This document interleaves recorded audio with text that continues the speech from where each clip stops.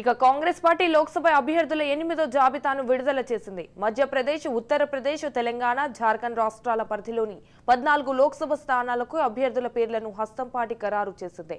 జార్ఖండ్, మధ్యప్రదేశ్లలోని చెరో 3 స్థానాలు, ఉత్తరప్రదేశ్, తెలంగాణలోని చెరో 4 స్థానాలలో పోటీ చేసే అభ్యర్థులు ఎవరనేది ప్రకటించింది.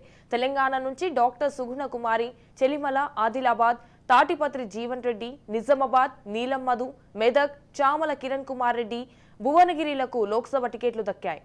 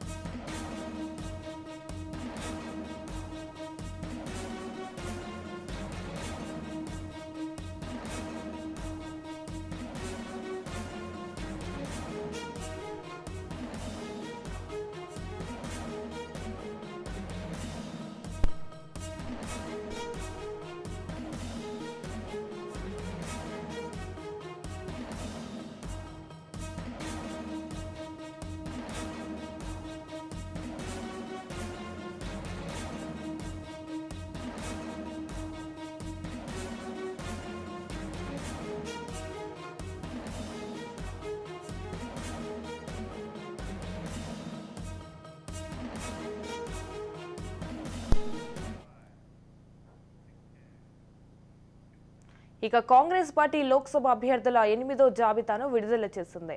మధ్యప్రదేశ్, ఉత్తరప్రదేశ్, తెలంగాణ, జార్ఖండ్ రాష్ట్రాల పరిధిలోని 14 లోక్సభ స్థానాలకు అభ్యర్థుల పేర్లను హస్తంపాటి ఖరారు చేసింది. జార్ఖండ్, మధ్యప్రదేశ్లలోని చెరో 3 స్థానాలు, ఉత్తరప్రదేశ్, తెలంగాణలోని చెరో 4 స్థానాలలో పోటీ చేసే అభ్యర్థుల పేరు ఎవరనేది ప్రకటించింది. తెలంగాణ నుంచి డాక్టర్ సుగుణ కుమారి, చెలిమల, ఆదిలాబాద్, తాటిపత్రి జీవన్ రెడ్డి, నిజామాబాద్ నుంచి నీలం మధు, మెదక్, చామల కిరణ్ కుమార్ రెడ్డి, భువనగిరిలకు లోక్సభ టికెట్లు దక్కాయి. రైట్గా దీనిపై పూర్తి సమాచారం మా పొలిటికల్ ఎడిటర్ అరవింద్ కొల్లి అందిస్తారు.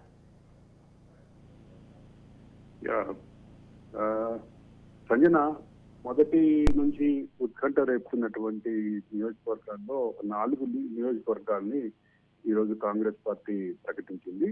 అయితే కీలకంగా గమనించాల్సిన అంశం ఏంటంటే ఇంకా ఉత్కంఠ రేపేటటువంటి నియోజకవర్గాలు పెండింగ్ లో ఉన్నాయి. అందులో ఖమ్మం ఒకటి.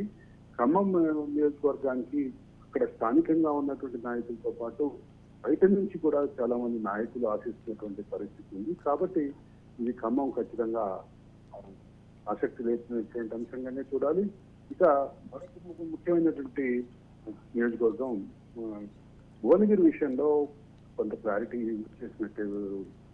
ఇప్పుడు భువనగిరికి ఇప్పటికే చామల కిరణ్ కుమార్ రెడ్డి పేరు ముఖ్యంగా ఆయన రేవంత్ రెడ్డి చాలా పట్టుబట్టి ఇప్పించుకున్నట్టుగానే భావించాలి. అలాగే మెదక్ నియోజకవర్గాన్ని ఎవరు అభ్యర్థిని ప్రకటిస్తారు అనేటువంటి ఆసక్తి అయితే బాగా నెలకొంది. ఎందుకంటే మెదక్ టీఆర్ఎస్ అధినేత సొంత జిల్లా కావటం, సొంత నియోజకవర్గం కావటంతో గతంలో ఇక్కడ కేసీఆర్ కొంతకాలం ప్రాతినిధ్యం వహించారు. తర్వాత కొత్త ప్రభాకర్ రెడ్డి కొంతకాలం ప్రాతినిధ్యం వహించారు. అటువంటి కీలకమైనటువంటి నియోజకవర్గం కాబట్టి అదొకటి ఆసక్తిగా ఎదురు చూశారు.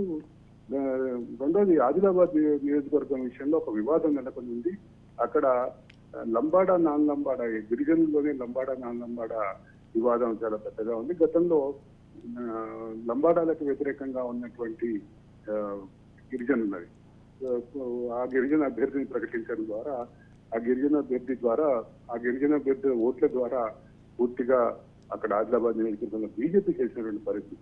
గతంలో అంతకుముందు బీజేపీ అక్కడేమి బలమైనటువంటి సీటు కాదని అటువంటి చోట్ల ప్రకటించినటువంటి నేపథ్యంలో ఇప్పుడు 4 నియోజకవర్గాలు ప్రకటిస్తే మిగతా 4 నియోజకవర్గాలు ఎవరి అభ్యర్థిని ప్రకటిస్తారు, ఏ వర్గం మాటలు వింటారు అనేది కీలకంగా ఇప్పుడు చర్చనీయాంశంగా ఉంది.